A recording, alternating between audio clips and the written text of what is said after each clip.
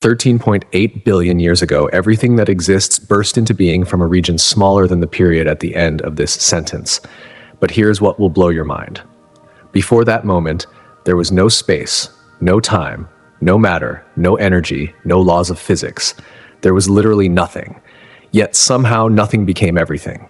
Scientists have discovered that quantum mechanics makes the impossible possible, that invisible membranes might collide in dimensions we cannot see, and that our entire cosmos could be the output of a black hole in another reality. If you enjoy learning about the universe's deepest mysteries, hit that like button. Prepare yourselves. We begin. Picture absolute darkness stretching forever, with no sound, no light, no atoms, no space for anything to exist in. Most people imagine that before the Big Bang, there was simply nothing at all, a complete void, empty blackness, waiting for something to fill it. But this picture is completely wrong, and understanding why changes everything about how we think about the birth of our universe. The problem starts with the word before. When we say, before the Big Bang, we are assuming that time already existed, ticking away like a cosmic clock waiting for the universe to suddenly appear. But according to our best physics, time itself was created in the Big Bang. There was no before, because before and after are concepts that only make sense when time exists.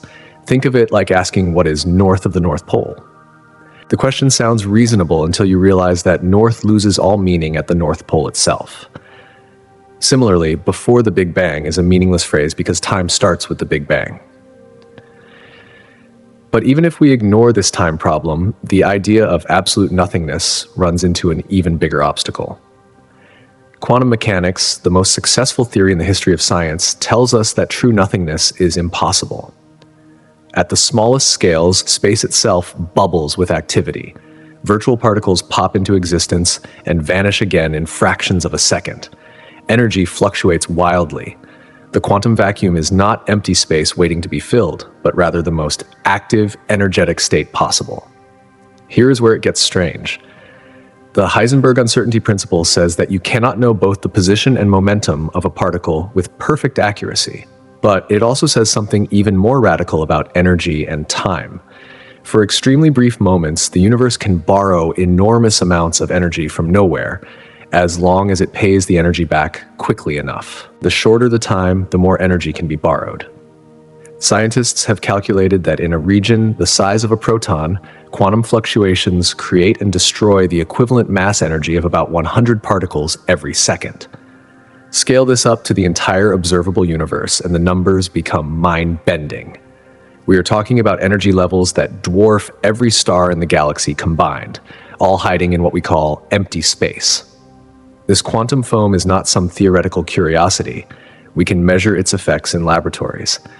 The Casimir effect shows that metal plates placed incredibly close together in a vacuum will attract each other because of the pressure from virtual particles. Quantum fluctuations are as real as the ground beneath your feet. So the question is not how something came from nothing. The question is how the violent, churning quantum vacuum that physicists call nothing managed to create the smooth, expanding space-time we call home. But that transformation required a trigger unlike anything we have ever seen. Energy cannot be created or destroyed. So how did 13 billion tons of matter suddenly appear? This question kept physicists awake at night for decades after the Big Bang theory was proposed. Every high school student learns that energy is conserved. You cannot get something from nothing. It is the most fundamental law in all of science. Yet, here we are, living in a universe that seems to have violated this law on the grandest scale imaginable. The breakthrough came when scientists realized they had been thinking about energy conservation all wrong.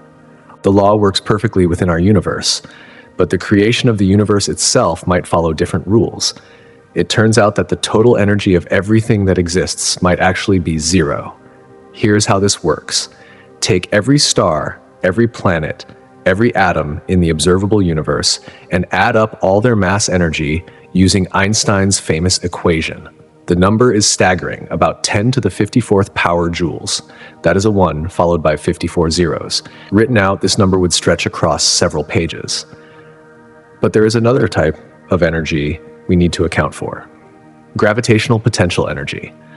When objects are pulled together by gravity, they have negative energy compared to when they are infinitely far apart. Think of rolling a ball down a hill. At the bottom, the ball has less gravitational energy than at the top. In fact, if you set the energy at infinite distance to 0, then the energy at any finite distance is negative. Now comes the remarkable part. When physicists calculate the total gravitational potential energy of all matter in the universe, they get a negative number whose absolute value nearly equals the positive mass energy of all matter. The universe's energy books appear to balance almost perfectly. This means the Big Bang did not create energy out of nothing. Instead, it separated the positive energy we see as matter from an equal amount of negative gravitational energy. Like tearing apart a piece of paper creates two edges where there was once a seamless surface, the Big Bang split 0 total energy into positive and negative parts. But this raises an even deeper question. Even if the energy books balance, what provided the initial push to start this cosmic separation? Conservation of energy allows the universe to exist, but it does not explain why anything started happening in the first place. The answer requires us to think about the nature of nothing itself. In quantum mechanics, nothing is not stable. Empty space is constantly fluctuating virtual particles appearing and disappearing. Most of these fluctuations cancel out immediately, but occasionally, for reasons we are still trying to understand, a fluctuation becomes real and permanent. Scientists call this a vacuum fluctuation. It is like the surface of a perfectly calm pond suddenly producing a wave from nowhere, except in this case, the wave became our entire universe. However, there was one tiny problem with this beautiful theory that would soon reshape everything we thought we knew about cosmic origins. At this very moment, invisible particles are popping into existence right in front of your face and vanishing before you can detect them. This is not science fiction. This is quantum mechanics, and it happens everywhere, all the time, including in the space between your eyes and this screen. These phantom particles, called virtual particles, are born from the quantum vacuum and live for such brief moments that they normally cannot affect the world we see. But occasionally, they do something extraordinary. Werner Heisenberg discovered that there is a fundamental limit to how precisely we can know certain properties of particles. His uncertainty principle is usually described in terms of position and momentum, but it has an even more dramatic consequence for energy and time.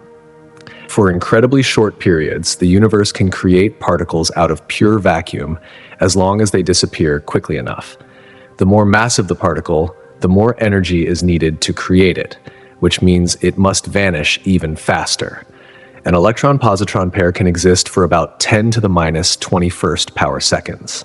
A proton-antiproton pair gets only 10 to the minus 24th power seconds. These timeframes are so short that light cannot travel even the width of a proton during their entire existence. Picture the quantum vacuum like a bustling marketplace where vendors set up shop, sell their goods, and vanish before anyone notices they were there. Except instead of selling vegetables, they are lending energy to create matter, and instead of money, they pay with time. The more they borrow, the faster they must disappear. Scientists have measured these virtual particles indirectly through their effects on real matter. When electrons orbit atomic nuclei, their energy levels shift slightly because of interactions with virtual particles. This Lamb shift, measured to extraordinary precision, proves that the quantum foam is real. But here's where things get truly strange. Under very special circumstances, virtual particles can become real and permanent. If something provides enough energy at exactly the right moment, a virtual particle pair can avoid annihilation and join the permanent matter of our universe. The most dramatic example occurs near black holes. The intense gravitational field can rip virtual particle pairs apart before they can recombine. One particle falls into the black hole while the other escapes as real, detectable radiation. Stephen Hawking showed that this process causes black holes to slowly evaporate by radiating energy. Now, imagine this happening not with a few particles near a black hole, but with every single atom in the observable universe. Imagine a quantum fluctuation so massive that it creates not just a particle pair, but an entire cosmos. The energy required would be beyond comprehension, except for one crucial detail we discovered in the previous chapter. If the total energy of the universe is zero, then creating it requires no net energy at all. A quantum fluctuation could, in principle, create equal amounts of positive matter energy and negative gravitational potential energy. The universe could be the ultimate free lunch, paid for by the uncertainty principle itself. But quantum fluctuations are random and unpredictable. What could have made one particular fluctuation grow into our ordered, structured cosmos while countless others simply vanished into the void? The answer lies in a field that once dominated our universe but has since nearly disappeared. Even in the emptiest regions of space, where not a single atom exists for millions of miles, there is still something there. Scientists call it vacuum energy, and it is one of the most mysterious forces in the universe. Unlike the matter and radiation we can see, vacuum energy is a property of space itself. Every cubic inch of empty space contains a small but measurable amount of energy, and this energy has a very unusual property. It creates a repulsive gravitational effect. This sounds impossible. We think of gravity as always attractive, always pulling things together. But Einstein's equations allow for gravity to become repulsive under very special circumstances. When energy density remains constant even as space expands, the resulting pressure becomes negative, and negative pressure creates repulsive gravity. Think of a stretched rubber band. The more you stretch it, the more it wants to contract. But vacuum energy behaves like an anti-rubber band. The more space expands, the more vacuum energy appears to fill the new space, and the more this energy pushes space to expand even faster. In our current universe, vacuum energy is incredibly weak.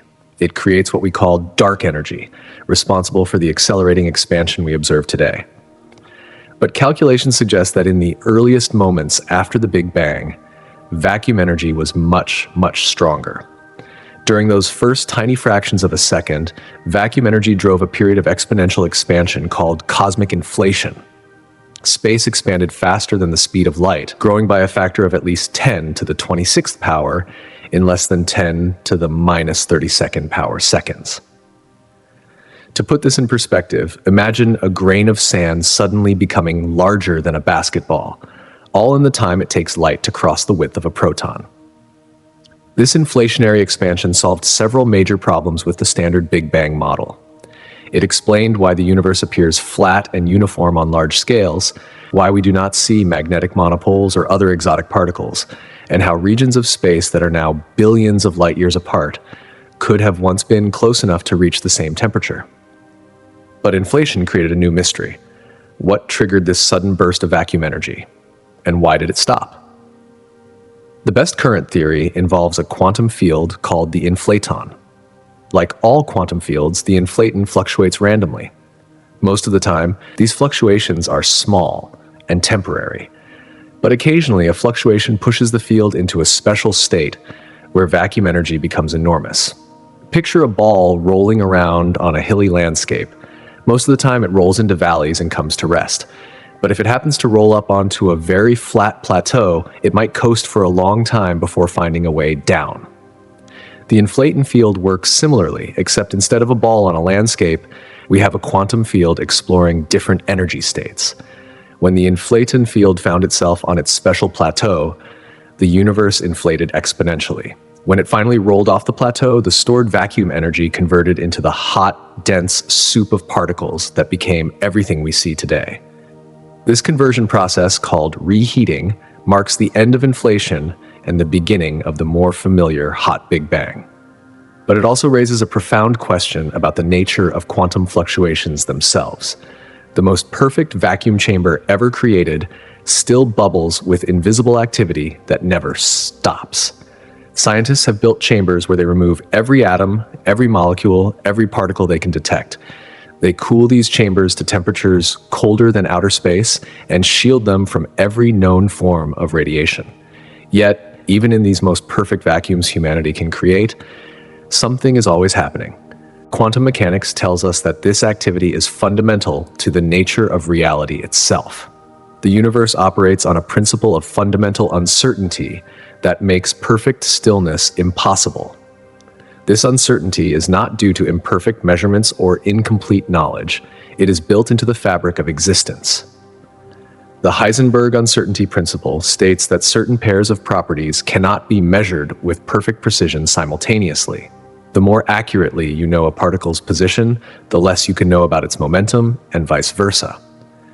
But this principle extends beyond individual particles to the vacuum itself. Energy and time form one such uncertain pair. For very brief periods, the uncertainty in energy can become enormous. The quantum vacuum can borrow vast amounts of energy from nowhere, create virtual particles with that energy, and then pay back the debt by annihilating those particles before the universe notices. Picture reality like a cosmic bank with an unusual policy. You can take out any loan you want, as long as you pay it back before the bank's accounting system updates. The larger the loan, the faster you must repay it. Take out a small loan and you have a relatively long time to pay it back. Take out a massive loan and you must repay it almost instantly. Virtual particles are these cosmic loans made manifest. An electron and its antimatter twin, a positron, can borrow enough energy to pop into existence, orbit each other briefly, and then collide and annihilate, returning the borrowed energy to the vacuum. This entire process takes only about 10 to the minus 21st power seconds. We know these virtual particles exist because they have measurable effects. They alter the magnetic properties of electrons in atoms. They create forces between metal plates in vacuum chambers. They cause hydrogen atoms to emit light at slightly different frequencies than simple calculations predict. Most remarkably, virtual particles carry real momentum. When light passes through a strong magnetic field, virtual electron-positron pairs can briefly form, interact with the photons, and change the light's polarization. The virtual becomes real enough to alter what we observe.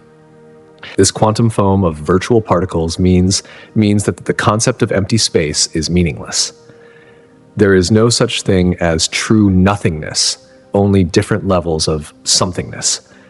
The vacuum is not the absence of everything, but rather the lowest energy state that quantum mechanics allows. But if the vacuum always has some energy, and if quantum fluctuations can temporarily create much higher energy states, then occasionally a fluctuation might not disappear. Under the right circumstances, a quantum fluctuation could become permanent and grow into something much larger. The question is, what makes a fluctuation permanent rather than temporary? The answer involves the most powerful repulsive force the universe has ever known. But this force did not act alone. It needed help from something that most people have never heard of, yet which may have determined the fate of everything that exists. Every atom in your body contains enough energy to power a city for months. Yet, the universe might have exactly zero total energy. This paradox goes to the heart of one of the most elegant solutions to the question of cosmic origins. If the universe has zero total energy, then creating it required no energy input at all. The Big Bang did not violate conservation of energy because it never created any net energy in the first place. The positive side of the cosmic energy ledger is easy to see. Every particle has mass, and Einstein showed us that mass is a form of energy. The protons, neutrons, and atomic nuclei, the electrons orbiting around them, the photons streaming from stars, the neutrinos passing through the Earth every second, all represent positive energy. Add up all the matter and radiation in the observable universe, and you get a number so large it defies comprehension. The total mass energy equivalent is about 10 to the 53rd power kilograms. That is a 1 followed by 53 zeros worth of kilograms. Written out, this number would cover several pages.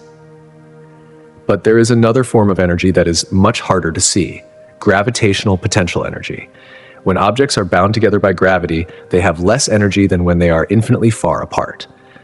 Think of a book sitting on a shelf. It has gravitational potential energy relative to the floor. Drop the book, and that potential energy converts to kinetic energy as the book falls. In the same way, every particle in the universe has negative gravitational potential energy relative to a state where all particles are infinitely separated. The stronger the gravitational field, the more negative this energy becomes. And since gravity in our universe is always attractive, gravitational potential energy is always negative. When physicists calculate the total gravitational potential energy of all matter in the observable universe, they find that its magnitude nearly equals the positive mass energy of all matter. The cosmic books balance to within the accuracy of our measurements. This means the universe could have emerged from a quantum fluctuation without violating energy conservation. Like a quantum loan that never needs to be repaid because the total debt is zero, the universe represents a split of nothing into equal positive and negative parts. But this raises a new question. Even if creating a zero-energy universe requires no net energy input, what determined the specific form our universe took? Why did we get 3 dimensions of space and 1 of time? Why do particles have the masses they do? Why are the fundamental forces as strong as they are? Some scientists propose that all possible universes with zero net energy actually exist somewhere. We observe this particular combination of properties because we happen to exist in a universe where these properties allow complex structures like stars, planets, and living beings to form. Other scientists suggest that the universe started in a completely random state and evolved toward its current form through physical processes we do not yet understand. The early universe might have been a chaotic soup where space and time themselves were constantly changing, eventually settling into the stable configuration we observe today. But perhaps the most intriguing possibility is that our universe is not unique at all. Perhaps the quantum vacuum constantly creates new universes, each with different properties, in a process that has been going on forever. This possibility leads us to one of the most profound ideas in modern cosmology, that our Big Bang was not the beginning of everything, but simply one event in an infinite cascade of cosmic creation. In 1973, Edward Tryon shocked the physics community by suggesting that our entire universe is nothing more than a quantum hiccup that forgot to disappear. Tryon was attending a seminar at Columbia University when the speaker mentioned the problem of why the universe exists at all. Without thinking, Tryon blurted out, "Maybe the universe is a vacuum fluctuation." The room fell silent. Some colleagues laughed, others looked embarrassed for him. But Tryon realized he might have stumbled onto something profound. The idea seemed absurd at first. Vacuum fluctuations create virtual particles that exist for incredibly brief moments before disappearing. An electron-positron pair might exist for about 10 to the minus 21st power seconds. How could a fluctuation lasting such an impossibly short time create a universe that has existed for almost 14 billion years? Tryon worked out the mathematics and found something remarkable. The larger the fluctuation, the longer it can potentially last before disappearing. A fluctuation that creates just 2 particles must vanish almost instantly. But a fluctuation that creates an entire universe worth of matter and energy could persist for tens of billions of years and still satisfy the uncertainty principle. The key insight was the total energy calculation we explored earlier. If the universe has exactly 0 net energy, then quantum mechanics places no time limit on how long it can exist. A zero-energy fluctuation can last forever without violating any physical laws. Think of it like a cosmic accounting error that never gets corrected because the books still balance. The universe borrowed infinite positive energy and infinite negative energy simultaneously, leaving a net debt of 0. As long as the total remains 0, the cosmic bank never demands repayment. But Tryon's proposal faced a serious challenge. Even if a universe-sized fluctuation could last long enough, why would it evolve into the ordered, structured cosmos we observe? Random fluctuations should create random universes, chaotic soup with no galaxies, no stars, no planets. The answer came with the discovery of cosmic inflation in the 1980s. Alan Guth showed that if the early universe contained a special type of energy field, it would expand exponentially, smoothing out any initial chaos and creating the uniform conditions needed for structure formation. Inflation solved the randomness problem, but it created a new one. What caused inflation to start and stop at just the right times? The answer required physicists to think more carefully about the nature of quantum fields themselves. Modern theories propose that the quantum vacuum contains many different energy fields, each with its own landscape of possible values. Most of the time, these fields sit quietly in their lowest energy states. But occasionally, quantum fluctuations kick a field into a higher energy state where it drives exponential expansion. Tryon's original idea has evolved into something even more radical. Instead of one lucky fluctuation creating our universe, the quantum vacuum might constantly create new universes through inflation.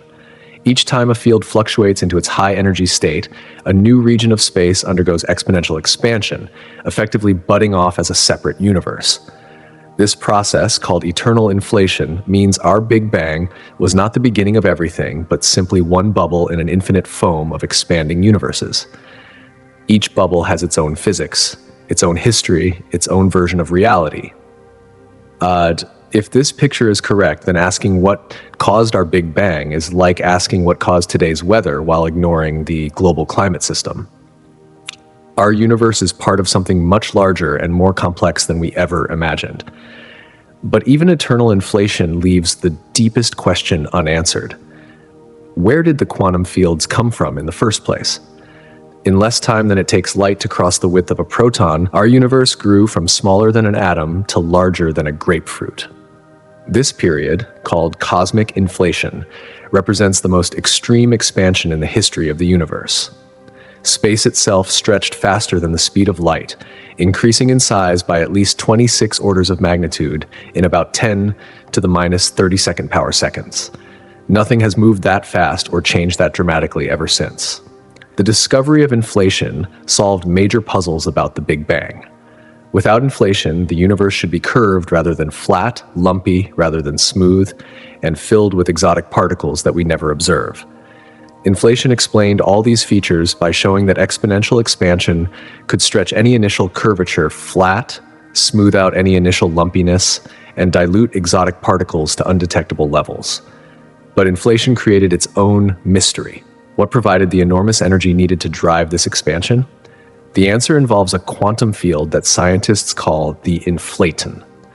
Though no one knows exactly what this field really is, picture the inflaton as an invisible energy that fills all of space, like water filling a fish tank. But unlike water, this energy has the bizarre property that it creates more of itself as space expands. The more space grows, the more inflaton energy appears to fill it, and the more this energy pushes space to grow even faster. Think of it like a magical bank account where depositing $1 deposits another dollar, which deposits another forever. Except instead of dollars, we are talking about the energy that curves space-time and drives cosmic expansion. For inflation to work, the inflaton field must start in a very special state. Scientists describe this using the metaphor of a ball rolling on a hilly landscape. Most of the time, balls roll into valleys and come to rest. But if a ball finds itself on a very flat plateau, it can roll for a long time while barely losing height. The inflaton field was like a ball that found itself on such a plateau. While it remained there, its energy density stayed nearly constant even as space expanded exponentially. This constant energy density is what drove the accelerated expansion we call inflation. Eventually, the inflaton field rolled off its plateau and converted its stored energy into the hot soup of particles that filled the early universe.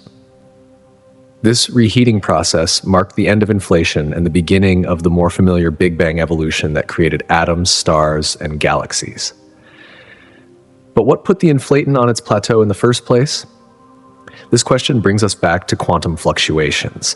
Just as virtual particles can briefly borrow energy from the vacuum, quantum fields can briefly fluctuate to higher or lower values than their equilibrium states.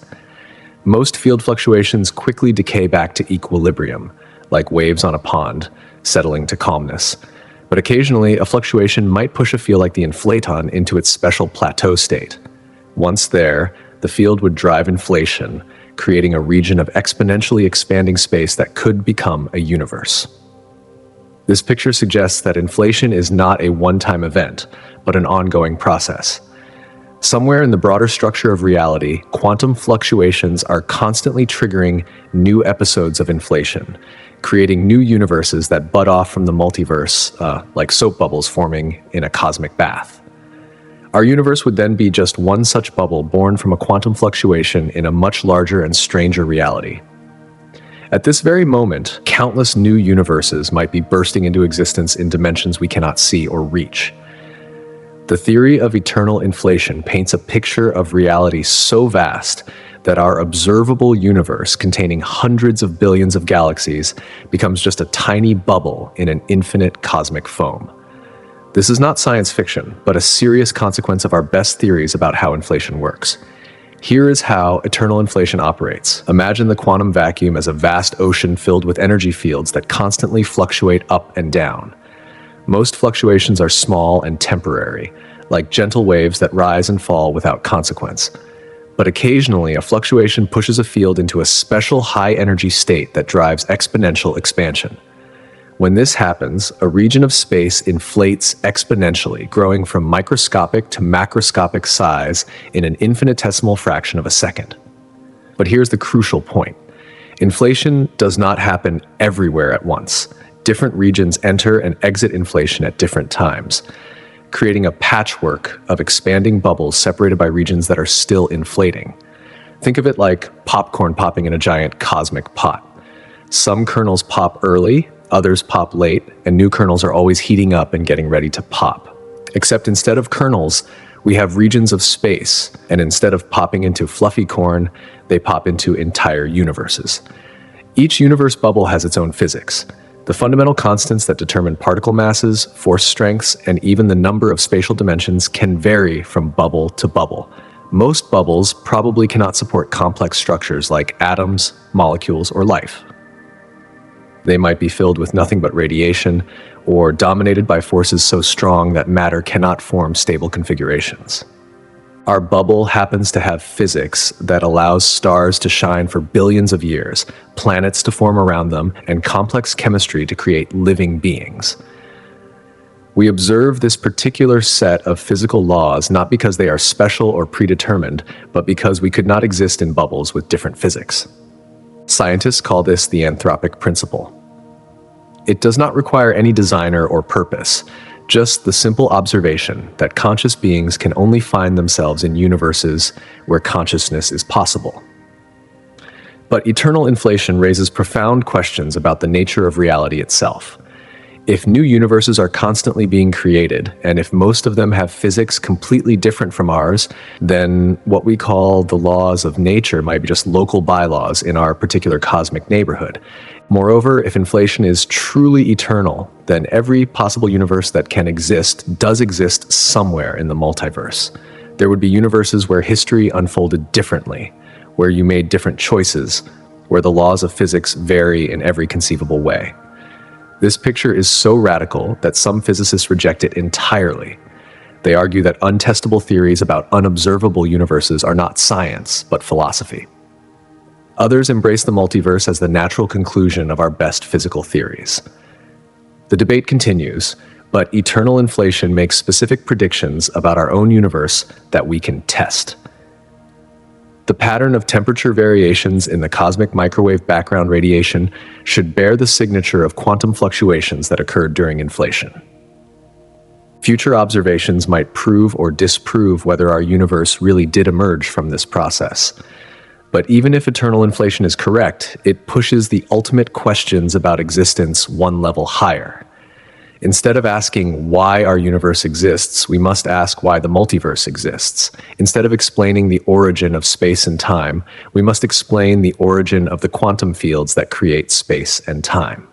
The search for answers leads us into even stranger territory, where the very concept of dimensions becomes far more complex than anyone imagined.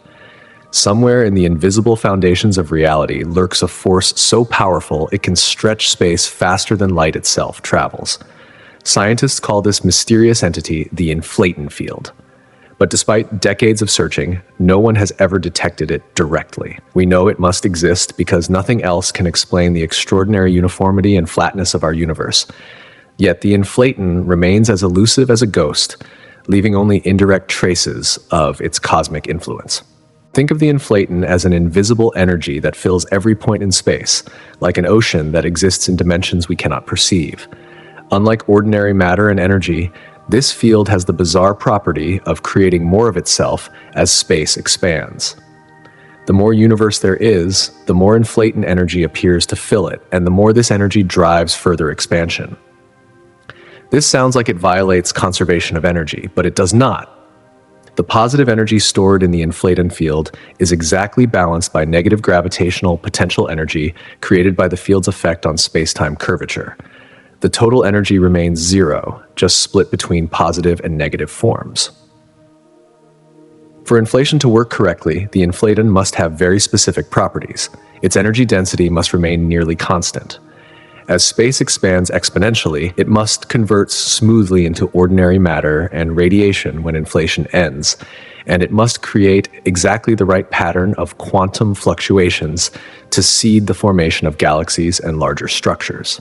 Scientists describe these requirements using the metaphor of a ball rolling down a hill. The inflaton's energy is like the height of the ball, and different energy values correspond to different positions on the landscape. For inflation to occur, the ball must find itself on a very flat plateau where it can roll slowly while barely losing height. Most theoretical landscapes do not have such flat plateaus. This is called the flatness problem of inflation. Why would a quantum field naturally settle into such an unusual configuration? It is like asking why a ball would roll uphill onto a perfectly level table when most balls simply roll down into valleys. One possibility is that our universe is just incredibly lucky. Among all the quantum fluctuations that have ever occurred, one happened to push the inflaton onto its special plateau, triggering the inflation that created our cosmic home. But this explanation requires extraordinary fine-tuning that makes many physicists uncomfortable.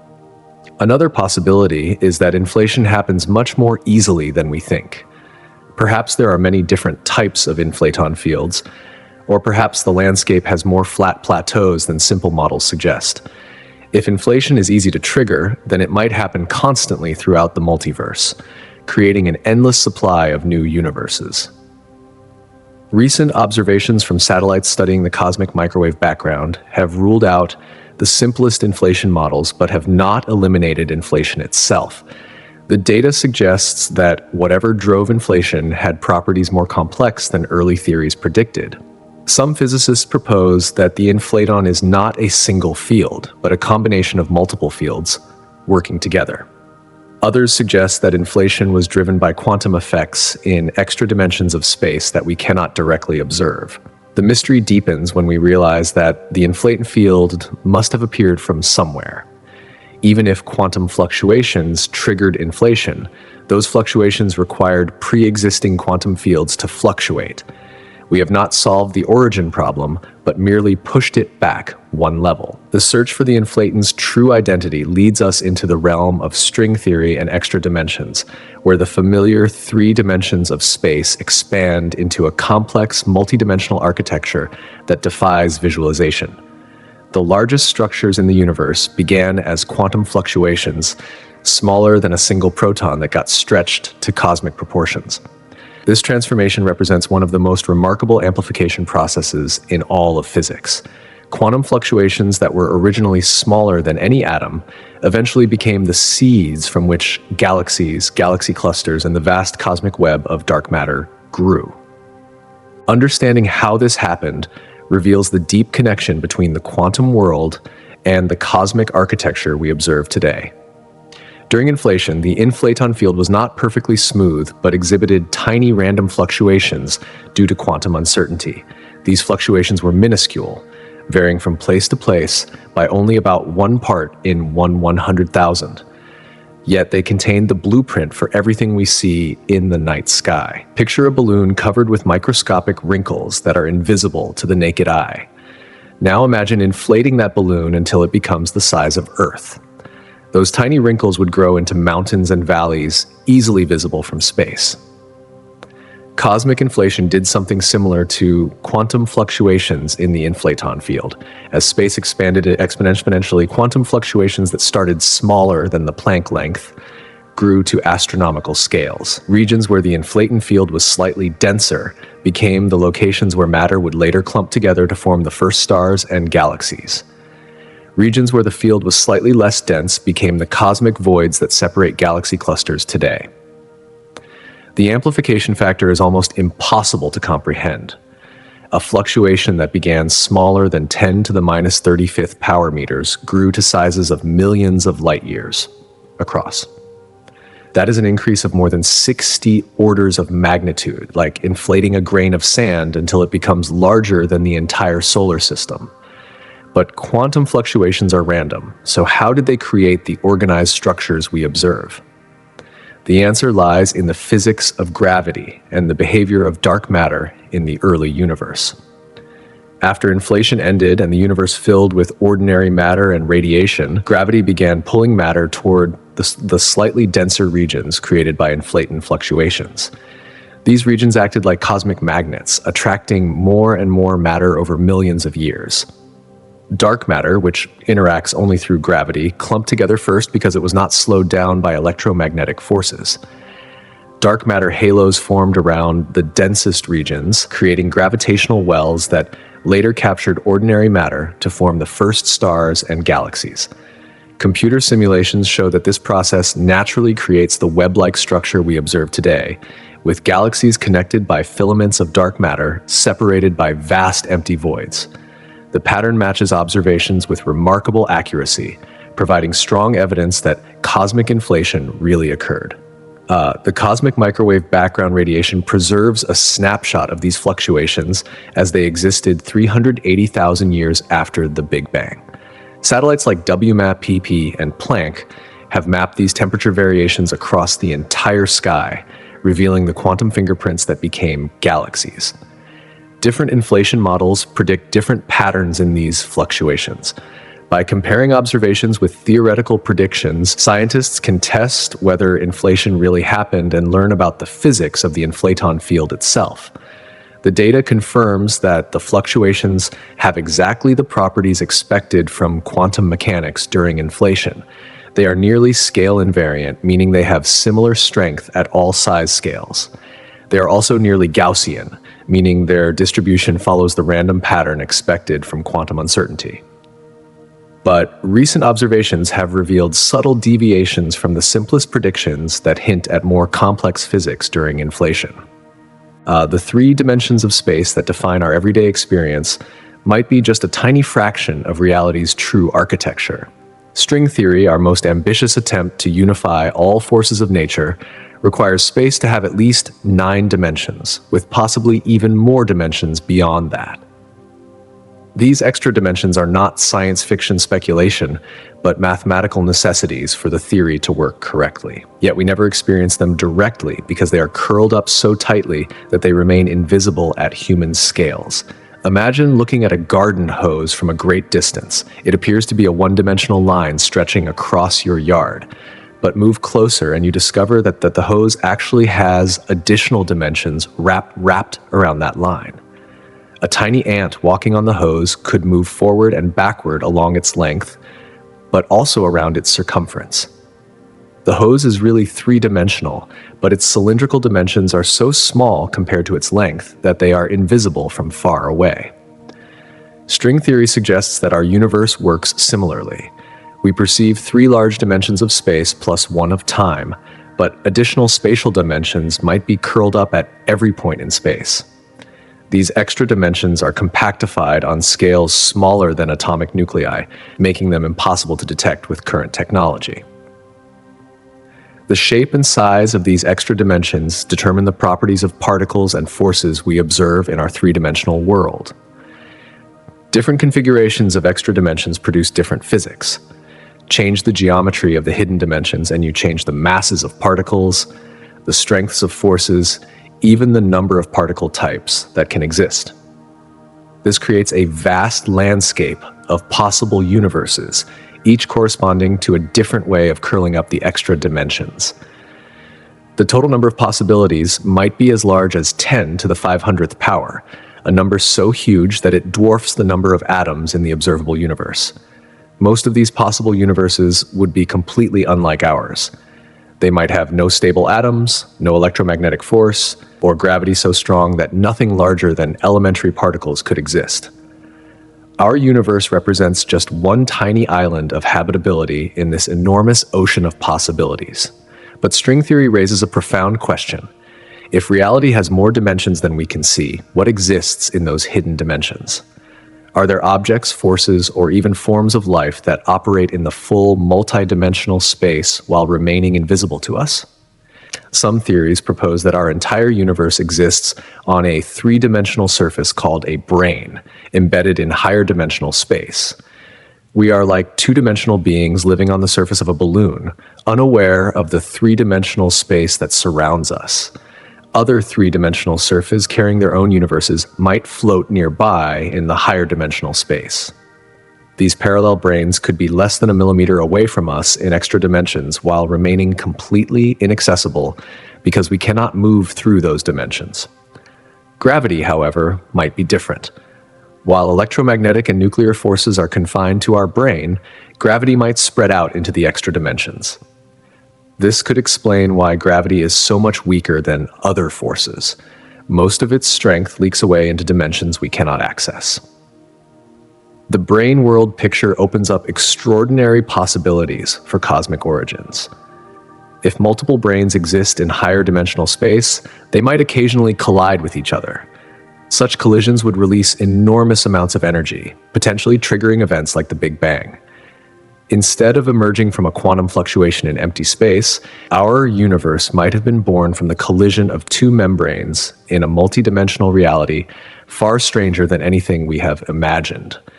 Picture our entire universe as a soap bubble floating in a bathtub filled with countless other bubbles, each containing its own version of reality.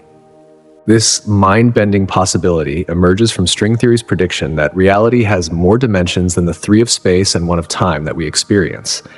If extra dimensions exist, then objects called branes, short for membranes, could extend across multiple dimensions while confining certain types of matter and energy to their surfaces. Think of a brane like an incredibly thin sheet of paper floating in a three-dimensional room.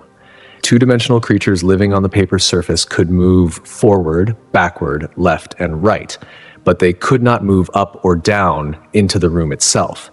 They would be completely unaware of the third dimensions surrounding them. We might be like those two-dimensional creatures, except living on a three-dimensional brane, floating in a space with many more dimensions.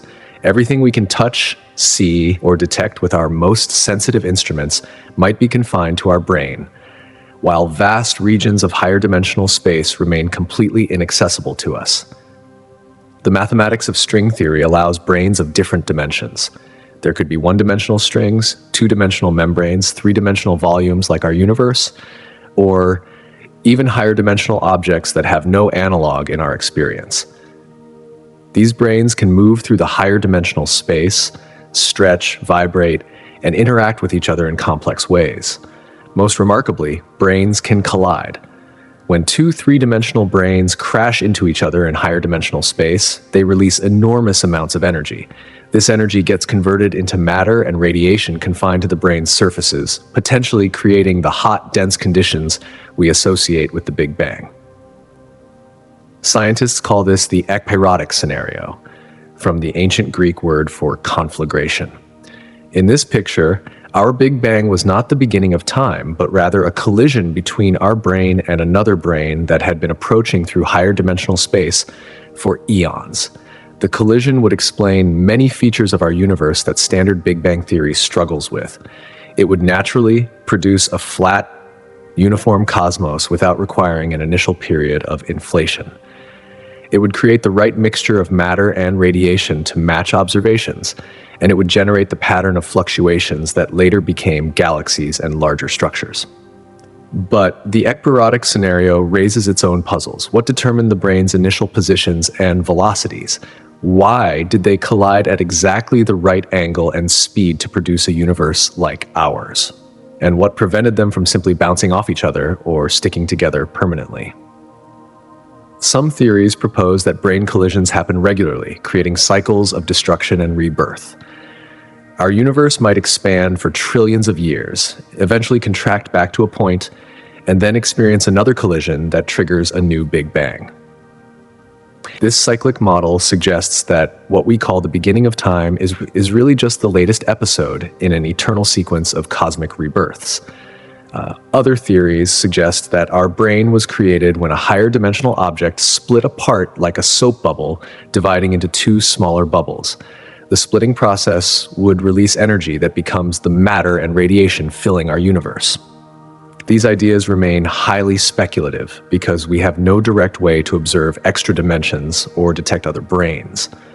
The energies required to probe such small distances and high dimensions are far beyond anything we can achieve with current technology. But some effects of extra dimensions might be observable indirectly. If gravity spreads into extra dimensions while other forces remain confined to our brain, then gravity should become stronger at very short distances. Experiments are currently testing this prediction by measuring gravitational forces between objects separated by fractions of a millimeter.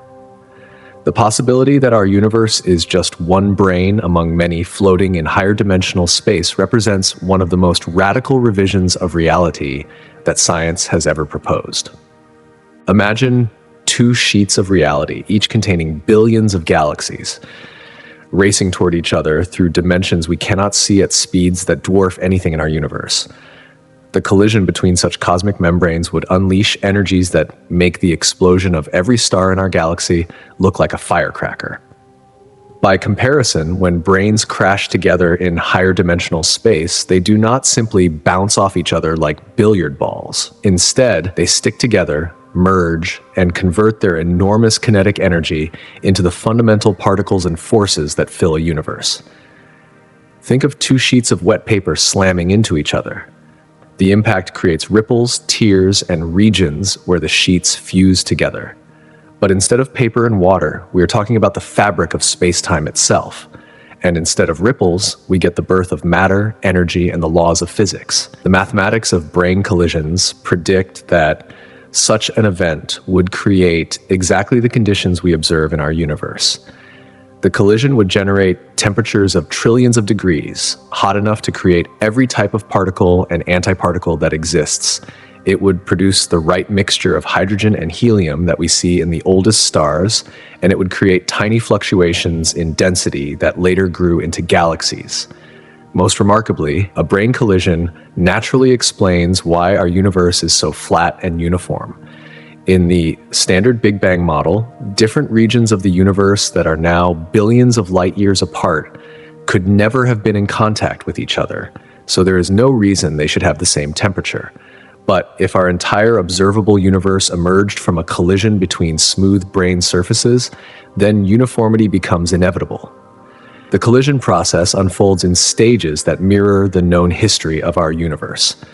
First, the approaching brains create gravitational waves that ripple through higher dimensional space. Then comes the moment of impact when kinetic energy converts to thermal energy in a process far more violent than any explosion we can imagine. The newly created matter and radiation expand rapidly away from the collision zone, but this expansion is driven by the energy released in the collision rather than by mysterious inflation fields. Space stretches because it is filled with incredibly hot, dense matter moving at enormous speeds, not because of exotic quantum effects. As the collision debris cools and expands, protons and neutrons form from the quark soup, then atomic nuclei, then neutral atoms. Gravity amplifies tiny density variations left over from the collisions that eventually pulling matter together to form the first stars and galaxies. But brain collisions raise profound questions about what determines their timing and violence. The brains must approach each other at exactly the right speed and angle to produce a universe like ours. Too fast, and the collision creates only radiation that quickly disperses. Too slow, and not enough energy gets released to heat the universe properly. Some theories propose that the brains are attracted to each other by forces operating in extra dimensions, like magnets pulling together through empty space. Others suggest that the collisions happen randomly, with most producing universes very different from ours. The most intriguing possibility is that brain collisions do not happen just once, but repeat in endless cycles. Our universe might be destined to expand for trillions of years, then contract back to a point, setting up the conditions for another collision that creates a new cosmos. But if brains can collide and create universes, could our universe itself exist inside something even larger and stranger? The moment of impact between two cosmic membranes would compress more energy into a single point than exists in 10 billion galaxies combined. This collision would not happen gradually, like two cars slowly bumping into each other. Instead, it would be instantaneous and absolute, with the entire surfaces of both branes making contact simultaneously across regions far larger than our observable universe. The energy released would be concentrated into a zone thinner than an atomic nucleus, but extending across countless light years. Picture two enormous sheets of rubber stretched tight and then slammed together with incredible force. The collision creates a shockwave that travels along both surfaces, heating them to unimaginable temperatures. But instead of rubber, these surfaces are the fundamental fabric of space-time itself. And instead of heat, the collision creates matter and energy. The first particles to emerge would be the most exotic and unstable varieties that exist only at the highest energies. Quarks and gluons would form in a soup so hot that atomic nuclei could not exist. The strong nuclear force that normally confines quarks inside protons and neutrons would be overwhelmed by the thermal chaos, leaving individual quarks to roam freely through space. As the collision debris expands and cools, phase transitions would occur that fundamentally change the nature of reality. First, quarks would bind together to form protons and neutrons. Then, as temperatures dropped further, electrons would join with atomic nuclei to create the first neutral atoms. Each transition would release energy and create the conditions for the next phase of cosmic evolution. The collision would also determine the fundamental constants of physics in the newly created universe. The masses of particles, the strengths of forces, and even the number of spatial dimensions would depend on the exact geometry of the colliding branes and the way they merge together. Different collision angles and speeds would produce universes with completely different physics. A head-on collision might create a universe dominated by radiation with no stable matter. A glancing blow might produce weak gravitational fields unable to form stars and planets. Only collisions with very specific properties would generate universes capable of supporting complex structures. The brane collision model makes testable predictions about our universe that differ from standard inflation theories. Most importantly, it predicts that gravitational waves generated during the collision would have a specific pattern that should be detectable in the cosmic microwave background radiation. These primordial gravitational waves would carry information about the collision itself, like fossils preserving evidence of an ancient catastrophe. Future satellites designed to measure polarization in the microwave background might be able to detect these signals and tell us whether our universe really began with a brane collision.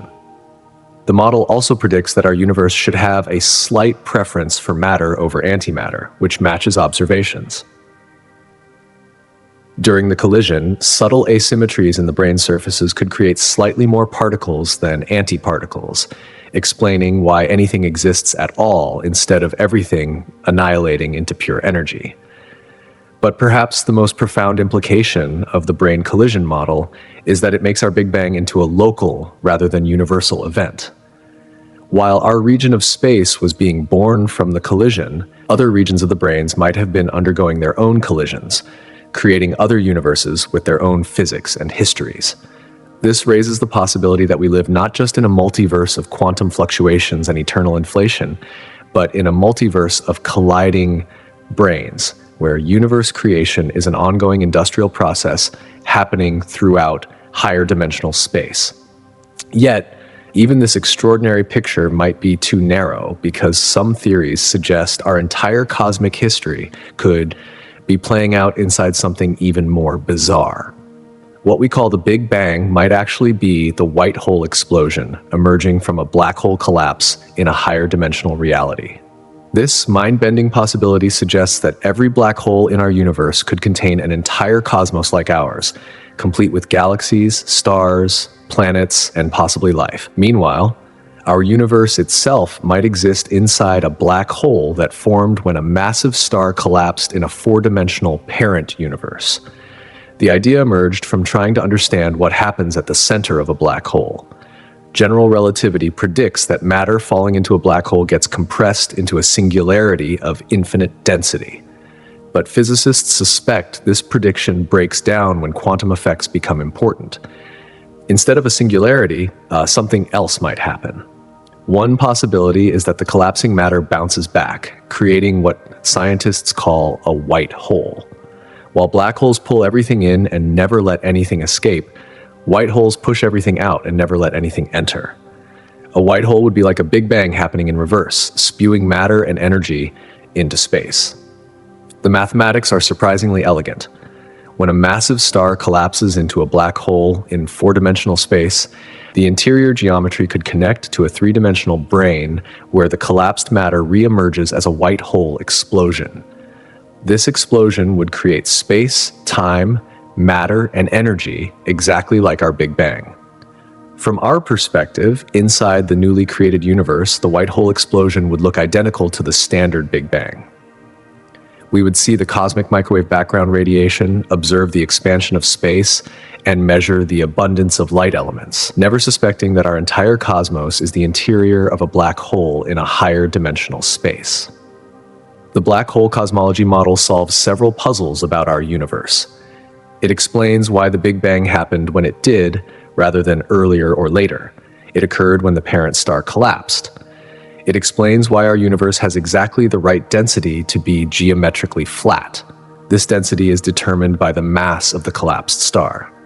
And it explains why we observe dark energy. The expansion of our universe reflects the ongoing growth of the black hole's interior. The model also makes testable predictions.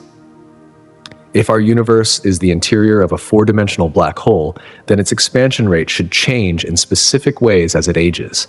These changes might be detectable by measuring the distances to very remote galaxies with next-generation telescopes.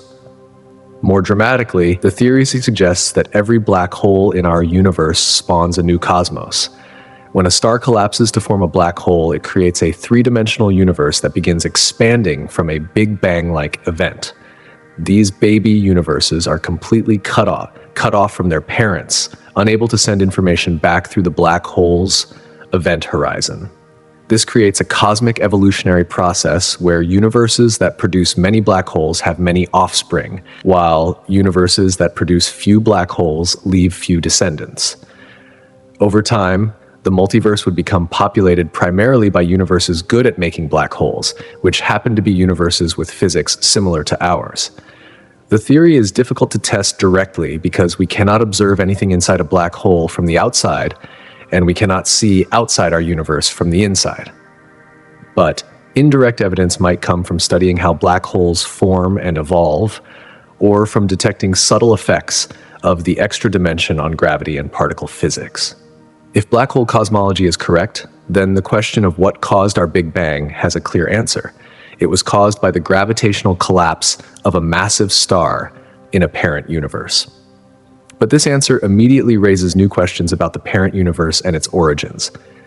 The search for ultimate explanations leads us to consider whether universe creation might be a cyclical process with no true beginning.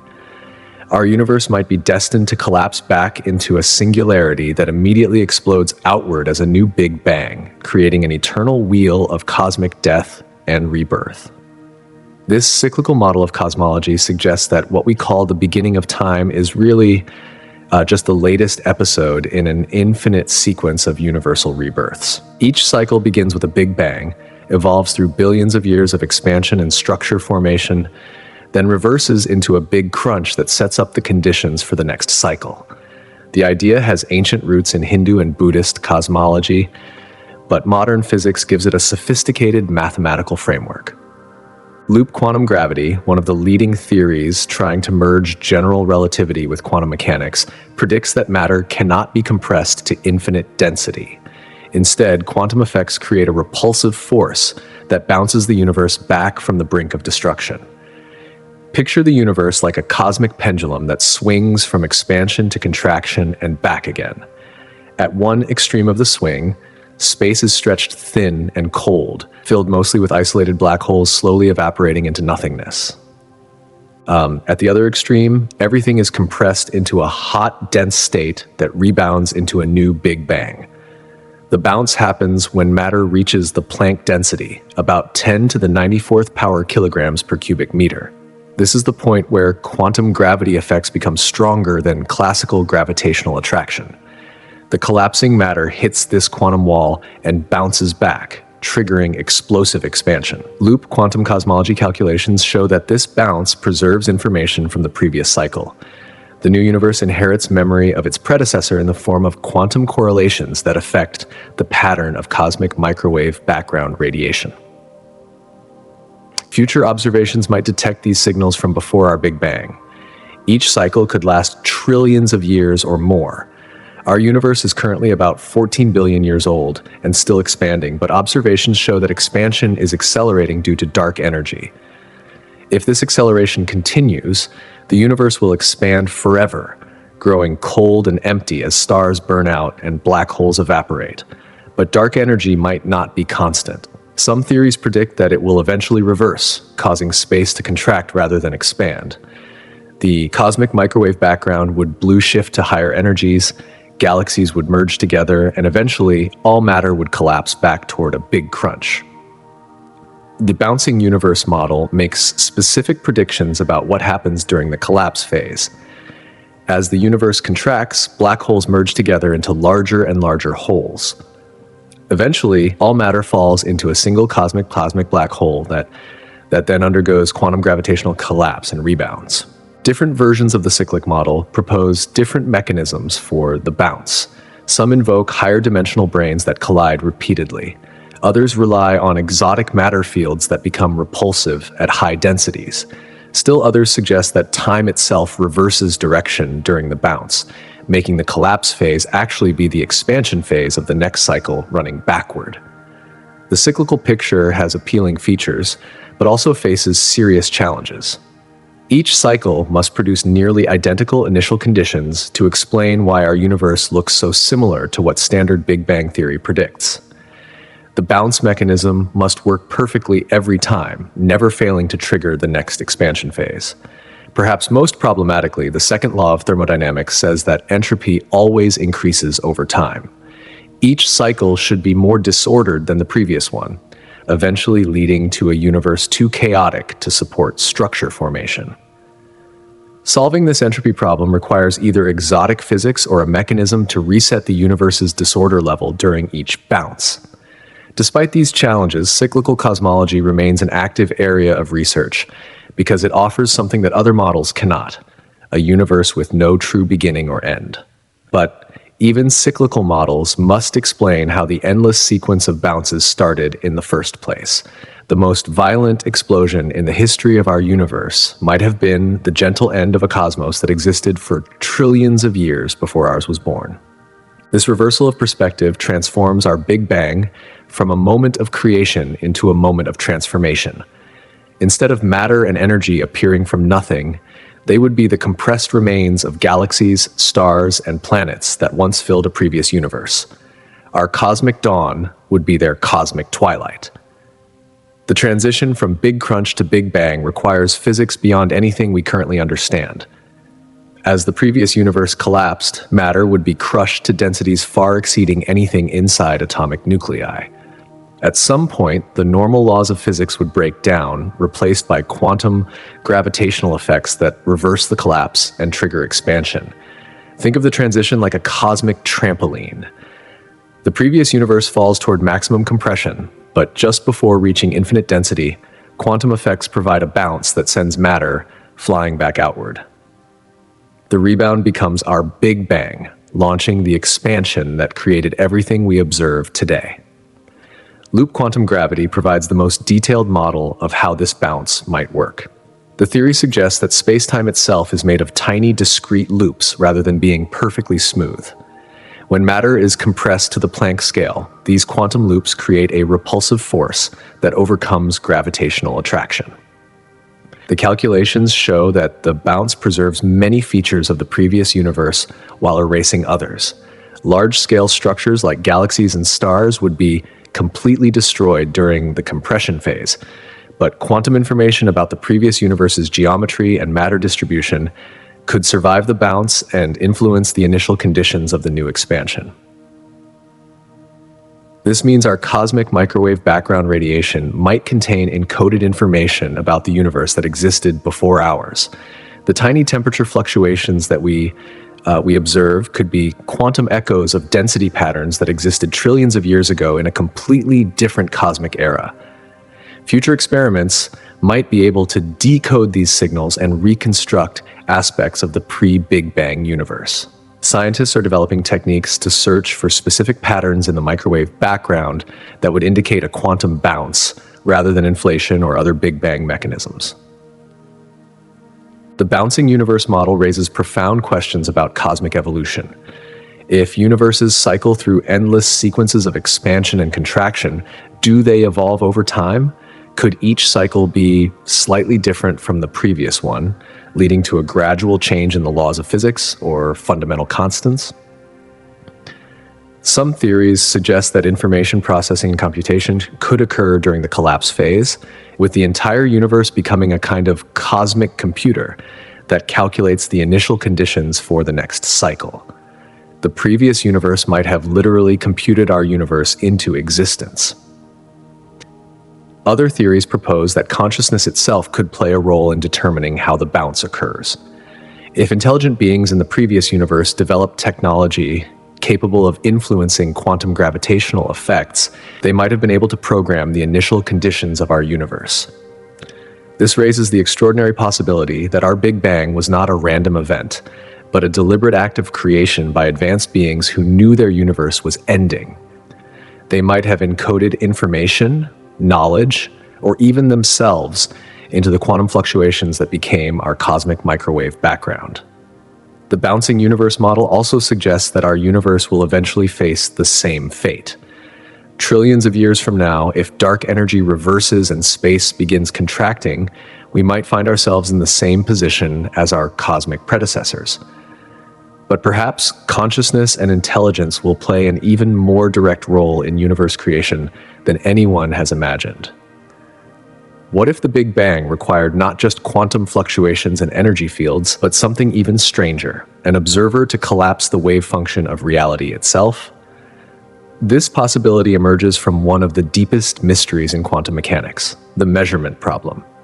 Quantum systems exist in superposition states where they have multiple properties simultaneously until someone observes them.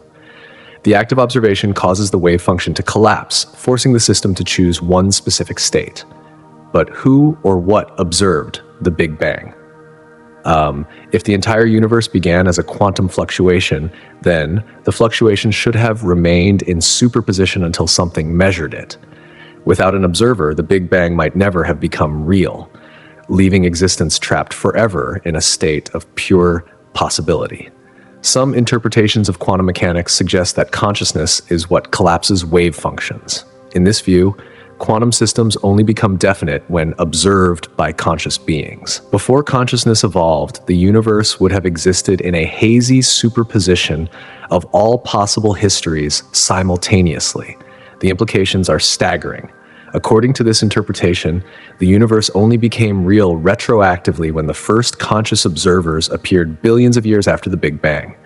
Their observations reached backward through time, collapsing the cosmic wave function and determining which of the infinite possible Big Bangs actually occurred. Think of it like a cosmic detective story where the crime only happens when someone discovers the evidence. Until conscious beings evolved and began observing the universe, there was no definite history, no specific initial conditions, no particular values for the fundamental constants of physics. This retroactive Genesis model suggests that consciousness is not just a byproduct of cosmic evolution, but an essential ingredient in the creation process. The universe needed to evolve conscious observers in order to become real in the first place. We are not just witnesses to cosmic history, but active participants in determining what that history was. The theory faces obvious philosophical challenges. How could consciousness affect events that happened billions of years before consciousness existed? How could the Big Bang depend on observers who would not appear until much later? These questions push us to the very limits of how we think about cause and effect. Some physicists propose that advanced civilizations might develop technology capable of observing the early universe directly, perhaps through quantum archaeology or time travel. Their observations would retroactively determine the initial conditions that led to their own existence, creating a stable causal loop. Other theories suggest that consciousness exists at a fundamental level in the quantum vacuum itself. The proto-consciousness inherent in quantum fields might have provided the observation needed to collapse the cosmic wave function during the Big Bang era. The most radical possibility is that consciousness from the far future reaches back to influence the creation of the universe. If time is not linear at quantum scales, then beings existing trillions of years from now might be able to observe and influence the Big Bang, ensuring that the universe evolves in ways that allow their existence. This future consciousness model treats the universe like a self-consistent story where the ending determines the beginning. The Big Bang happened because advanced beings in the far future needed it to happen in order for their civilization to exist. Recent experiments in quantum foundations have shown that observation can indeed influence past events in certain circumstances.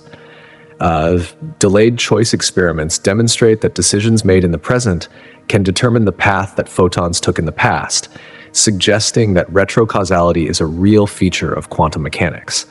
But consciousness-based models of cosmology remain highly speculative and difficult to test. How do we design experiments to determine whether conscious observation played a role in cosmic origins? Perhaps the answer lies not in consciousness, but in another type of intelligence that might engineer universe creation directly. Somewhere in the vast machinery of extra-dimensional space, cosmic engineers might be manufacturing universes like we manufacture computers, each one designed for a specific purpose. This technological model of cosmology suggests that our Big Bang was not a random quantum fluctuation or natural physical process, but the startup sequence of a universe-scale computational device.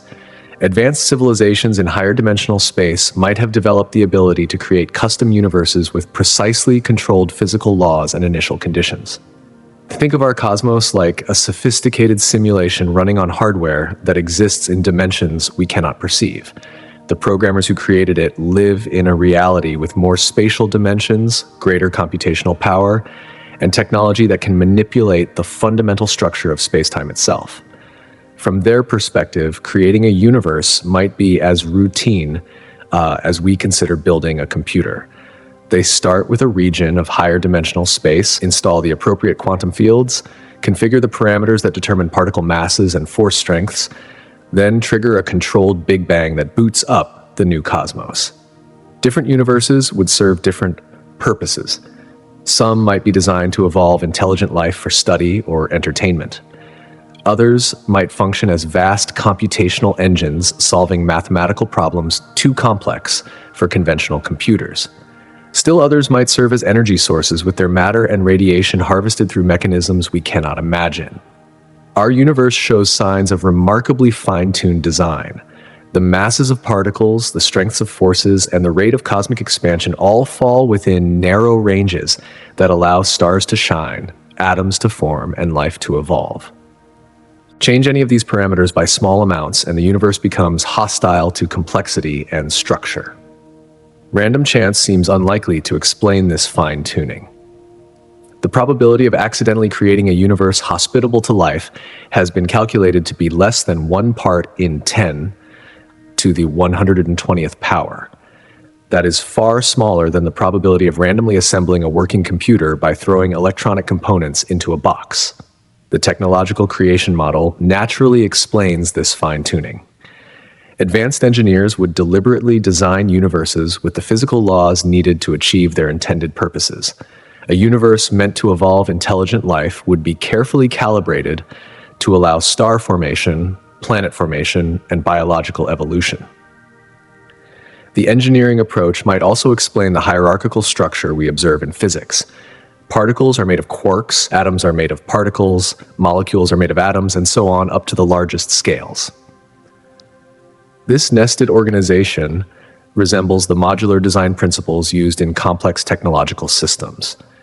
Even the fundamental constants of physics might be version numbers or configuration parameters set by the cosmic programmers. The fine structure constant, which determines the strength of electromagnetic interactions, has a value of approximately 1/137. This seemingly arbitrary number might be a deliberately chosen setting rather than a fundamental feature of reality. The technological model makes testable predictions about the structure of spacetime at the smallest scales.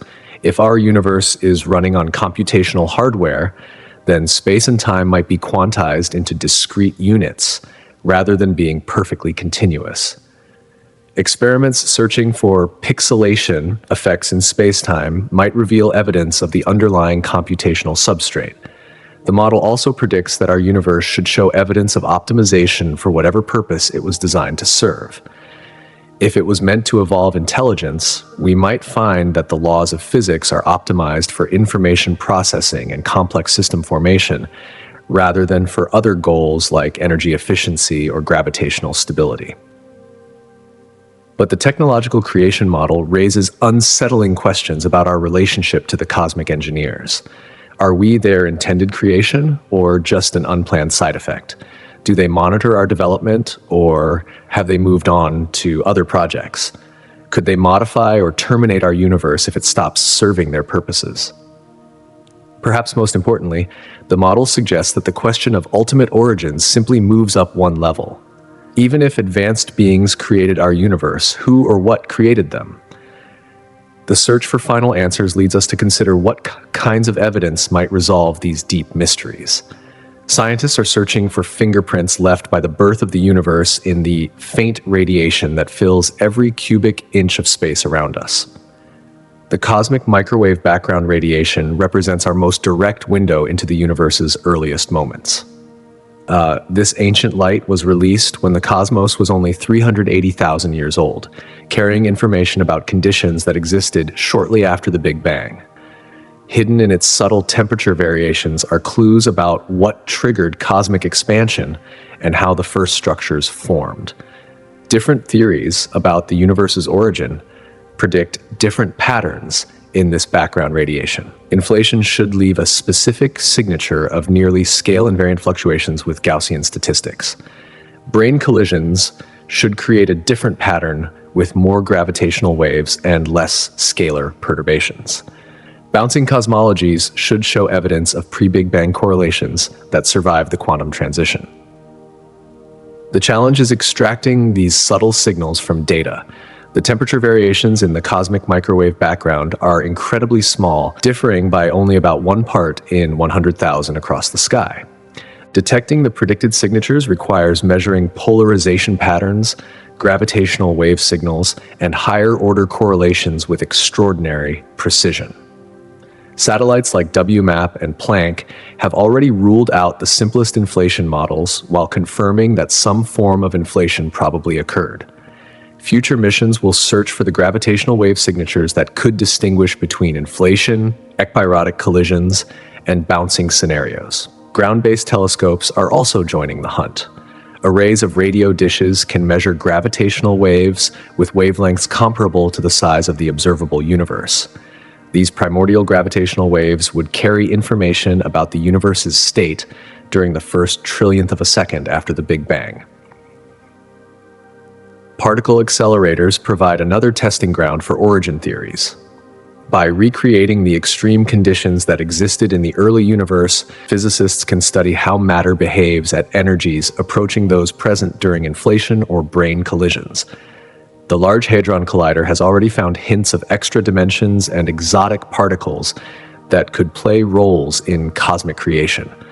Astronomical observations of the most distant galaxies offer glimpses of cosmic structure formation in progress. The James Webb Space Telescope can observe galaxies that formed when the universe was less than 1 billion years old, testing whether the pattern of early structure matches predictions from different origin scenarios. Laboratory experiments probe the quantum foundations underlying all creation theories. Tests of quantum mechanics at large scales, searches for violations of relativity, and studies of vacuum fluctuations could reveal whether the physics required for spontaneous universe creation actually works as theorists predict. Computer simulations play a crucial role in connecting theory with observation. Supercomputers can model the evolution of entire universes from shortly after the Big Bang to the present day, showing how different initial conditions and physical laws would affect the cosmic structures we observe. The search for evidence extends to phenomena that seem completely unrelated to cosmology. The precise values of fundamental constants, the properties of dark matter and dark energy, and even the quantum behavior of elementary particles all carry information about cosmic origins. Some theories make predictions about the existence of other universes or extra dimensions that might be testable indirectly. If parallel branes exist nearby in higher dimensional space, they might occasionally influence our universe through gravitational effects or particle interactions. The most ambitious proposals involve detecting information that survived from before the Big Bang. Loop quantum cosmology predicts that quantum correlations from a previous universe could influence the cosmic microwave background. Black hole cosmology suggests that our universe's expansion rate should follow specific patterns determined by the mass of the four-dimensional black hole we inhabit. But many origin theories remain fundamentally untestable because they involve physics beyond the reach of any conceivable experiment. This raises profound questions about whether we will ever understand why anything exists at all. The answer to the universe's ultimate origin might be written in gravitational waves rippling through space at this very moment, waiting for detectors sensitive enough to read their ancient message. These primordial gravitational waves would be fossils from the universe's first moments, carrying information about the physical processes that triggered cosmic expansion. Different origin theories predict completely different gravitational wave signatures, making them the most promising way to distinguish between competing models. Inflation predicts that quantum fluctuations during exponential expansion should have created gravitational waves with wavelengths comparable to the size of the observable universe. These waves would have left a distinctive pattern of polarization in the cosmic microwave background radiation, twisting the direction of ancient light in a way that future satellites should be able to detect. Brane collision scenarios predict much stronger gravitational wave signals with different frequency distributions. The collision itself would generate intense gravitational radiation that propagates through higher dimensional space before reaching our three-dimensional world. This signal would have a blue-shifted spectrum completely unlike the predictions of inflation. Bouncing cosmologies make yet another set of predictions. Gravitational waves from the previous universe's collapse phase should survive the quantum bounce and influence the expansion of our cosmos. These pre-Big Bang signals would show up as specific correlations in the cosmic microwave background that point backward in time to events before our universe began. The cosmic microwave background itself contains a treasure trove of additional information. The precise pattern of temperature fluctuations encodes details about the universe's contents during its first few 100,000 years. Non-Gaussianities in this pattern could reveal whether the Big Bang emerged from a single quantum fluctuation or from more complex multi-field processes. Future observations will measure these signals with unprecedented precision.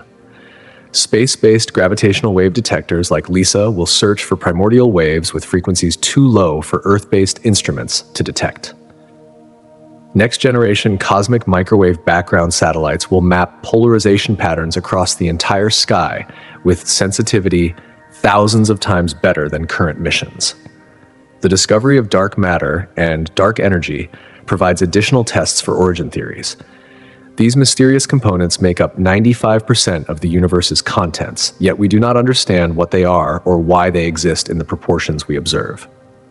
Different creation scenarios predict different amounts and properties of dark components. Particle physics experiments continue searching for evidence of extra dimensions, supersymmetry, and other exotic phenomena predicted by string theory and Brane cosmology. The discovery of particles that can escape our three-dimensional world would provide direct evidence that higher dimensional space exists. Astronomical surveys of distant supernovae and galaxy clusters are measuring the expansion history of the universe with increasing accuracy. If our cosmos is the interior of a higher dimensional black hole, its expansion rate should follow specific patterns determined by the black hole's mass and rotation. The search for primordial black holes offers another test. Some theories predict that quantum fluctuations during inflation should have created microscopic black holes that survive to the present day. Detecting these objects would confirm that inflation occurred and provide information about the energy scale at which it happened. Laboratory tests of general relativity at short distances could reveal modifications to Einstein's equations that point toward quantum gravity theories. If spacetime is made of discrete quantum loops, as loop quantum gravity suggests, then gravitational forces should deviate from Einstein's predictions at extremely small scales. The most direct evidence might come from observing the universe's ultimate fate. If our cosmos is destined to collapse in a big crunch that triggers another Big Bang, then measurements of dark energy's behavior over time should eventually show the transition from acceleration to contraction. But even the most sophisticated observations might not resolve the deepest questions about existence itself. Some puzzles about cosmic origins might be fundamentally unanswerable, pushing us to reconsider the very nature of scientific explanation. No matter how far back we push the moment of creation, we always find ourselves asking the same impossible question. But what came before that? This infinite regress problem plagues every theory of cosmic origins. Quantum fluctuations require pre-existing quantum fields to fluctuate. Brain collisions require pre-existing brains in higher dimensional space. Bouncing universes require a previous universe to bounce from. Even theories involving conscious observers or cosmic engineers simply push the question of ultimate origins back one more level. The problem resembles a cosmic hall of mirrors where each reflection reveals another reflection, stretching back to infinity. Every answer we discover immediately generates new questions about what made that answer possible. We explain the Big Bang through inflation, then must explain what caused inflation. We explain inflation through quantum fields, then must explain where quantum fields come from. Some physicists argue that this infinite regress is inevitable because the question itself is malformed. Asking what caused the universe assumes that causation extends infinitely into the past, but causation might only make sense within space and time, not beyond them. It is like asking what is north of the North Pole or what happened before time began. Stephen Hawking proposed that the universe has no boundary in time, making the question of its beginning meaningless. In his model, time becomes space-like near the Big Bang, creating a closed surface with no edge. Asking what came before the Big Bang becomes as senseless as asking what is south of the South Pole. Other physicists embrace the infinite regress, suggesting that reality consists of endless layers of explanation stretching back forever.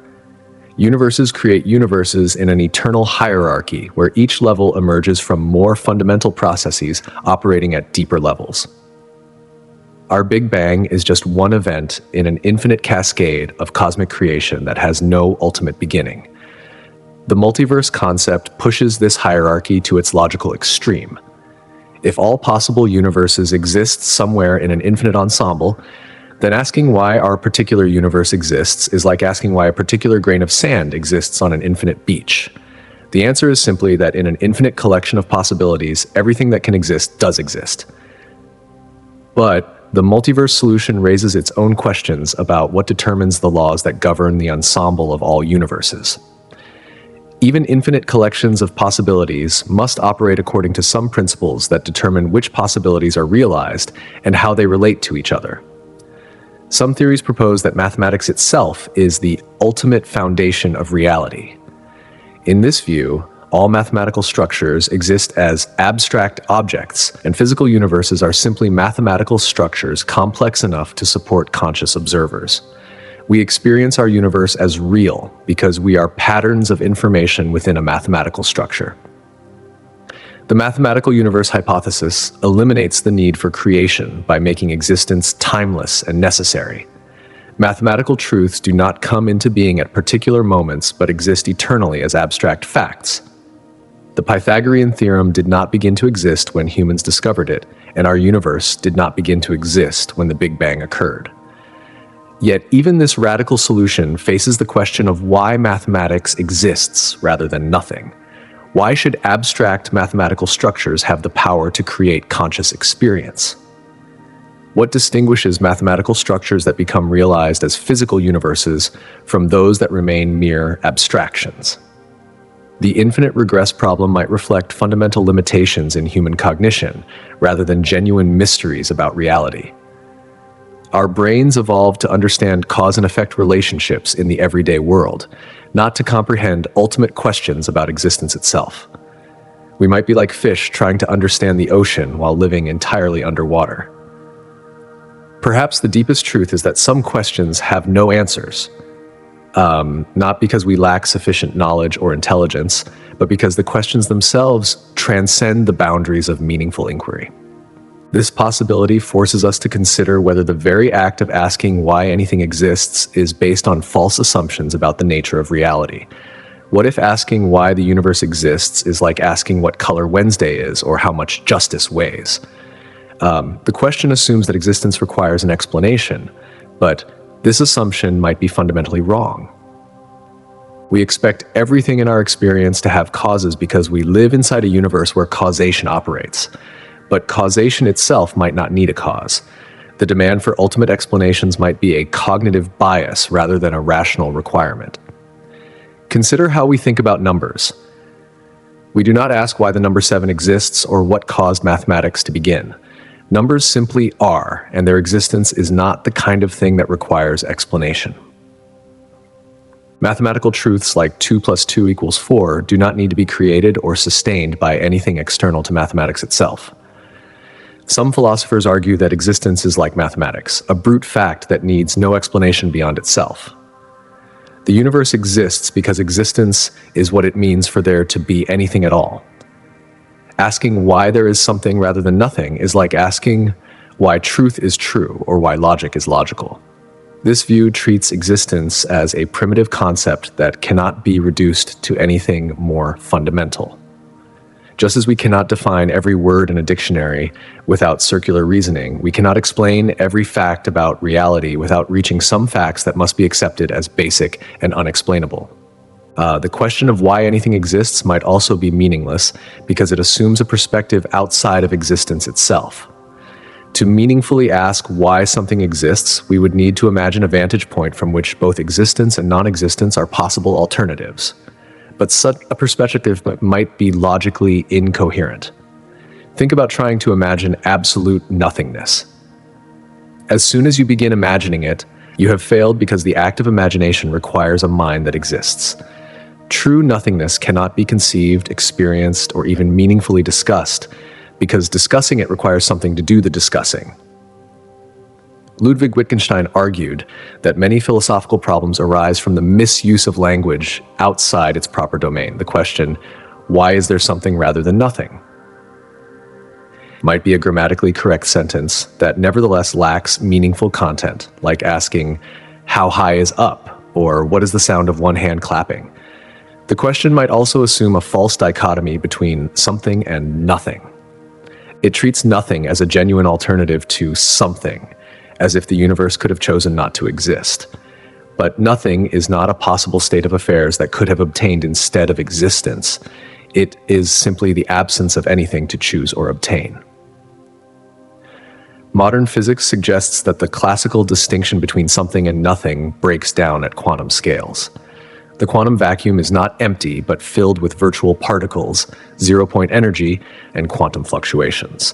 There is no such thing as absolute nothingness in quantum mechanics, only different arrangements of quantum fields. If the quantum vacuum is the most fundamental level of reality, then asking why it exists rather than nothing assumes a state of affairs, absolute nothingness, that physics shows to be impossible. The question becomes like asking why there are quantum fields rather than something that cannot exist.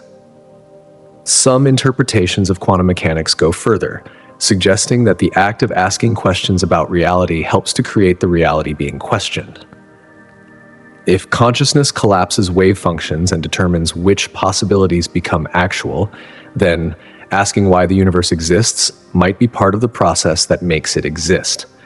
This participatory view of reality dissolves the boundary between observer and observed, questioner and questioned. We are not external investigators studying a universe that exists independently of our investigations. We are part of the universe investigating itself, and our questions are part of the answer to what makes existence possible. But even if the question of ultimate origins is meaningless, we still face the challenge of understanding what it means to live in a reality with no ultimate foundation. If reality has no bottom level, no final answer, no ultimate ground, then we live in a universe that is fundamentally mysterious and inexplicable. This possibility challenges our deepest assumptions about the nature of knowledge and understanding. We are accustomed to thinking that every question has an answer, every mystery has a solution, and every phenomenon has an explanation waiting to be discovered. But what if the most fundamental fact about existence is that it cannot be explained? Living in an unexplainable universe would mean accepting that some aspects of reality are irreducibly mysterious. No amount of scientific progress, philosophical inquiry, or technological advancement could ever fully illuminate the question of why anything exists at all. We would forever be like characters in a story, wondering why their story is being told with no author available to answer.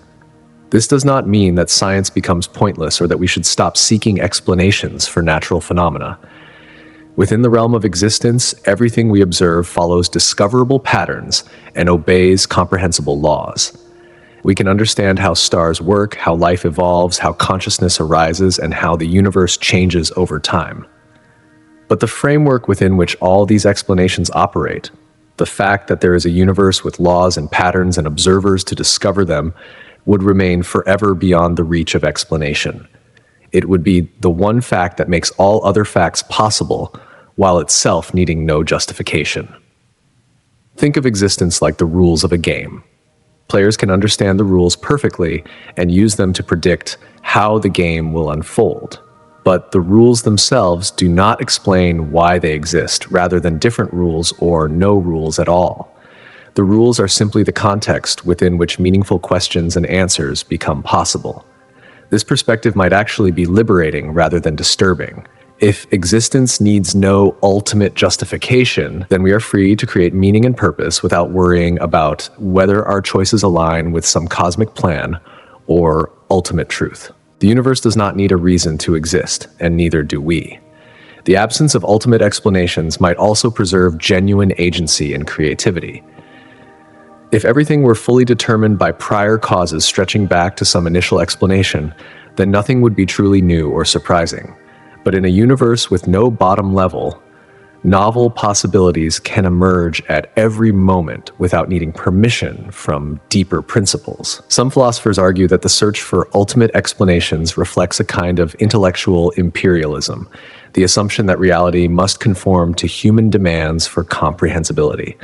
Perhaps the universe owes us no explanations and operates according to principles that transcend our capacity for understanding. This humble perspective acknowledges that consciousness emerged very recently in cosmic history and might represent just one way that matter can organize itself to process information. Our cognitive abilities evolved to help us survive and reproduce, not to comprehend the ultimate nature of reality. There's no guarantee that the universe is structured in ways that human minds can fully grasp. Yet even our limitations might be part of something larger and more remarkable. The fact that conscious beings capable of asking questions about existence emerged from unconscious matter following blind physical laws represents one of the most astonishing developments in cosmic history. Perhaps the mystery of existence includes the mystery of how existence comes to know itself. In the end, living without ultimate explanations might mean embracing wonder as a permanent feature of conscious experience. Instead of seeing mystery as a problem to be solved, we could see it as the natural condition of beings capable of questioning their own existence. The deepest truth might be that existence is not a puzzle with a hidden solution, but an ongoing process of self-discovery that includes the very act of wondering why there is anything to discover. The final truth about existence might be that there is no final truth, only an endless network of interconnected realities creating each other in patterns too vast for any single perspective to comprehend. This vision sees our universe not as an isolated cosmos with a unique beginning, but as one node in an infinite web of creation, where every universe gives birth to others through processes we are only beginning to understand. Black holes in our cosmos spawn new universes through white hole explosions. Quantum fluctuations in our vacuum create bubble universes that inflate into their own vast expanses, Conscious beings in our future might engineer new realities using technologies we cannot imagine. Meanwhile, our own universe emerged from similar processes operating in realms beyond our observation. We might be the offspring of a black hole in a higher dimensional space, or the product of quantum fluctuations in a parent vacuum, or the creation of advanced beings whose motives and methods remain forever mysterious to us. Each universe in this infinite network faces the same questions we do about its own origins, and each discovers the same hierarchical structure of explanations leading to deeper mysteries. The beings in our descendant universes will wonder how their cosmos began, just as we wonder about ours. They will develop their own theories, conduct their own experiments, and eventually realize that every answer leads to new questions. This endless web of creation might be the closest thing to an ultimate explanation that existence can provide. Instead of a single cause that explains everything, we have a self-sustaining network where every part helps to create and maintain every other part. The universe explains itself not through reference to something outside itself, but through its own internal structure and dynamics. Think of reality like a vast conversation where every participant is both speaker and listener, questioner and answerer. Each universe contributes its own perspective to the dialogue while simultaneously being shaped by the perspectives of all the others. The conversation has no beginning and no end, only an eternal exchange of infinite influence that creates ever new possibilities for existence. In this model, consciousness emerges as reality's way of observing and understanding itself. We are not separate from the cosmos, but are the cosmos becoming self-aware. Our questions about existence are existence questioning itself. Our search for explanations is the universe seeking to comprehend its own nature. The web of creation might operate through principles we can only dimly perceive. Perhaps universes that successfully create offspring become more common over time, leading to cosmic evolution where reality becomes increasingly fertile and creative. Perhaps consciousness plays a crucial role in this process, with intelligent beings serving as catalysts for new forms of existence. The most profound possibility is that this infinite web of creation is itself evolving towards something unimaginably greater. Each generation of universes might be more complex, more conscious, more capable of creation than the last. We might be part of a cosmic developmental process whose ultimate destination lies beyond our ability to conceive. But even this grand vision leaves the deepest questions unanswered. Why does the web of creation exist rather than nothing? What determines the principles that govern how universes create each other? Why is reality structured as an infinite creative process rather than a static, finished system? Perhaps these questions miss the point. If existence is fundamentally creative and open-ended, then seeking final answers might be like trying to write the last chapter of a story that is still being written. The meaning of existence might lie not in reaching a conclusion, but in participating in the ongoing process of creation itself. We are not just observers trying to understand a finished universe. We are active participants in a creative process that extends far beyond our individual lives and perhaps beyond our universe itself. Every choice we make, every question we ask, every moment of consciousness we experience becomes part of the vast web of existence exploring its own possibilities. The ultimate answer to why anything exists might be that existence is not a problem to be solved, but a creative process to be joined. We exist because existence is what reality does, and we are reality doing it.